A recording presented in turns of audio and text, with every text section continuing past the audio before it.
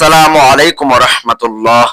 সম্মানিত প্রিয় দর্শকবিন্দু, আশা করি আপনারা সকলেই আল্লাহর অশেষ মেহেরবানি ও দয়ায় ভালো আছেন।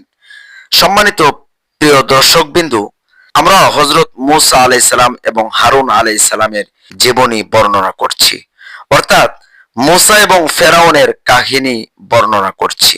মূসা আলাইহিস সালাম আল্লাহর একজন নবী ছিলেন। আল্লাহ তাআলা তাকে অনেক মুজিজা দান করেছিলেন। মূসা আলাইহিস সালামের জামানায় মানুষদের কাছে ছিল জাদু বিদ্যা, যার জন্য মূসা আলাইহিস সালামের মুজিজাকে তারা জাদু বিদ্যা মনে করত।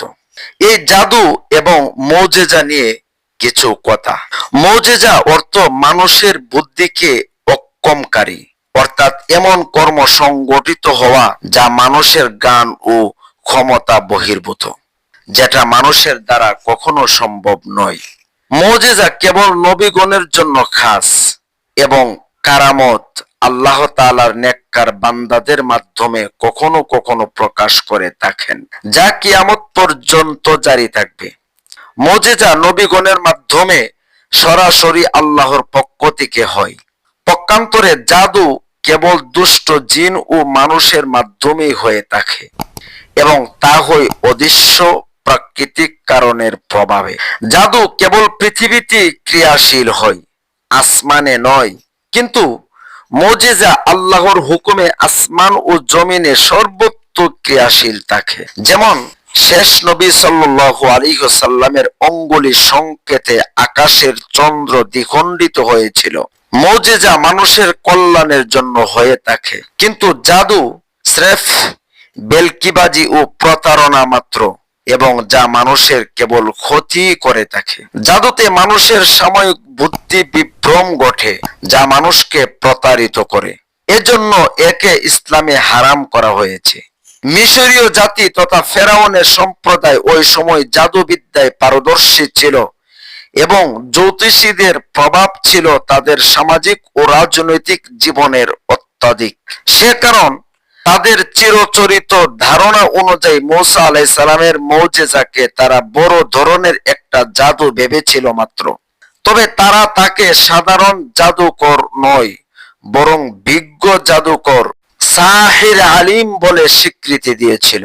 কারণ তাদের হিসাব অনুযায়ী মূসা আলাইহিস সালামের জাদু ছিল সম্পূর্ণ ভিন্ন প্রকৃতির, যা তাদের আয়ত্তাধীন জাদু বিদ্যার বাহিরে এবং যা ছিল অনুপম ও অন্যান্য বৈশিষ্ট্য মণ্ডিত। পরবর্তীকালে সুলাইমান আলাইহিস সালাম এর সময়ে ইরাকের বাবেল নগরী তৎকালীন পৃথিবীতে জাদু বিদ্যায় শীর্ষস্থান লাভ করে। তখন আল্লাহ সুলাইমান আলাইহিস সালামকে জিন ও ইনসান, বায়ু ও পশু পক্ষীর উপর ক্ষমতা দিয়ে পাঠান। এগুলিকে লোকেরা জাদু ভাবে এবং তার নবুয়তকে অস্বীকার করে। তখন আল্লাহ হারুত ও মারুত ফেরেশতাদ্বয়কে জাদু ও মুজিজার পার্থক্য বোঝানোর জন্য প্রেরণ করেন, যাতে লোকেরা জাদুকরদের তাবেদারি ছেড়ে নবী আলাইহিস সালামের তাবেদার হয়। এই ছিল জাদু নিয়ে আলোচনা। হযরত মূসা আলাইহিস সালামের মুজিজা দেখে ফেরাউন ও তার পরিষদবর্গ দারুণ ভাবে ভীত হয়ে পড়েছিল। তাই মূসা আলাইহিস সালামের বিরুদ্ধে তার সম্মুখে আর টু শব্দ পর্যন্ত করেনি। কিন্তু রাজনৈতিক স্বার্থ বিবেচনা করে তারা তাদের লোকদের বলতে লাগলো, লোকটা বিজ্ঞ জাদুকর, সে তোমাদেরকে দেশ থেকে বের করে দিতে চায়, অর্থাৎ সে নিজে দেশের শাসক হতে চায়। এমত অবস্থায় এ ব্যাপারে তোমাদের মত কি? লোকেরা ফেরাউনকে বলল, বানিয়ে কাজ করতে পারে, অতএব আমাদের জন্য কি বিশেষ কোনো পুরস্কার আছে যদি আমরা বিজয়ী হই? ফেরাউন বলল, হ্যাঁ, অবশ্যই তোমরা আমার নিকটবর্তী লোকদের অন্তর্ভুক্ত হয়ে যাবে। জাদুকররা উৎসাহিত হয়ে মূসা আলাইহিস সালামকে বলল, হে মূসা, হয় তুমি তোমার জাদুর লাঠি নিক্ষেপ করো, না হয় আমরা প্রথমে নিক্ষেপ করি। মূসা আলাইহিস সালাম বললেন, তোমরাই নিক্ষেপ করো। অতঃপর যখন তারা তাদের রশি ও লাঠি নিক্ষেপ করলো, তখন লোকদের চোখগুলি ধাঁধিয়ে দিল এবং তাদের ভীত সন্ত্রস্ত করে তুলল এবং এক মহা জাদু প্রদর্শন করলো। তাদের জাদুর প্রভাবে বিরাট এক অজগর সাপের ন্যায় রূপ ধারণ করলো এবং জাদুকরদের সমস্ত অলৌকিক কীর্তিগুলোকে গ্রাস করতে লাগলো। এ দৃশ্য দেখে যুগ শ্রেষ্ঠ জাদুকর কোন বুঝে নিল যে মূসার এ জাদু আসলে জাদু নয়, কেননা জাদুর সর্বোচ্চ বিদ্যা তাদের কাছেই রয়েছে। মূসা তাদের চেয়ে বড় জাদুকর হলে এত দেওয়া তাওহীদের দাওয়াত ও আল্লাহর গজবের ভীতি তাদের অন্তরে প্রভাব বিস্তার করলো। আল্লাহ বললেন, ফাওয়াকা আল হাক্কু ওয়া বাতালা মা কানু ইয়ামালুন ফাগুলিবু হুনালিকা ওয়া ইনকালাবু সাগিরিন। অতঃপর সত্য প্রতিষ্ঠিত হলো এবং বাতিল হয়ে গেল তাদের সমস্ত জাদুকর্ম। এভাবে তারা সেখানে পরাজিত হলো এবং লজ্জিত হয়ে ফিরে গেল। অতঃপর ফাআলকিয়াস সাহারাতু সাজিদিন ক্বালু আমান্না বিরাব্বিল আলামিন রব্বি মূসা ওয়া হারুন। তারা সেজদায় পড়ে গেল এবং বলে উঠল, আমরা বিশ্ব চরাচরের পালনকর্তার উপরে বিশ্বাস স্থাপন করলাম, যিনি মূসা ও হারুনের রব। সূরাতুশ শুআরা।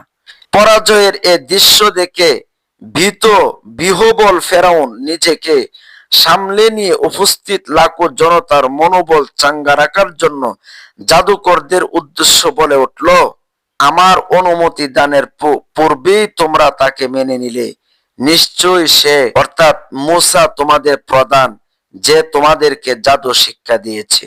অতঃপর সম্রাট সুলভ হুমকি দিয়ে বলল, ফালা সাউফা তা'লামুন লাউকাত্তিআন্না আইদিয়াকুম ওয়া আরজুলাকুম মিন খিলাফিন ওয়া লাউসাল্লিবান্নাকুম আজমাইন। শীঘ্রই তোমরা তোমাদের পরিণাম ফল জানতে পারবে।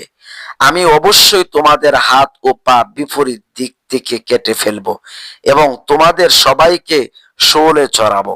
জবাবে জাদুকররা বলল, লা দাইরা ইন্না ইলা রাব্বিনা মুনকালিবুন ইন্না নাতমাউ আইয়াগফিরা লানা রাব্বুনা খাতায়ানা আন কুন্না আউওয়ালাল মুমিনিন। কোনো ক্ষতি নেই, আমরা আমাদের পালনকর্তার কাছে প্রত্যাবর্তন করব। আশা করি আমাদের পালনকর্তা আমাদের ত্রুটি বিচ্যুতি সমূহ ক্ষমা করবেন। উল্লেখ্য যে জাদুকরদের সাথে মোকাবিলার এই দিনটি ছিল 10 মুহররম বা আশুরার দিন। ইবনে কাসির। তবে কোন বিদ্বান বলেছে এটি ছিল তাদের ঈদের দিন, কেউ বলেছেন বাজারের দিন, কেউ বলেছেন নববর্ষের দিন। তাফসিরে কুরতুবী। তবে মুহররমের 10 তারিখ ছিল এই দিনটি, এটি সঠিক। সম্মানিত প্রিয় দর্শকবিন্দু, আল্লাহ তাআলা আমাদেরকে এ ঘটনা থেকে শিক্ষা গ্রহণ করার তৌফিক দান করুন। আল্লাহুম্মা আমিন।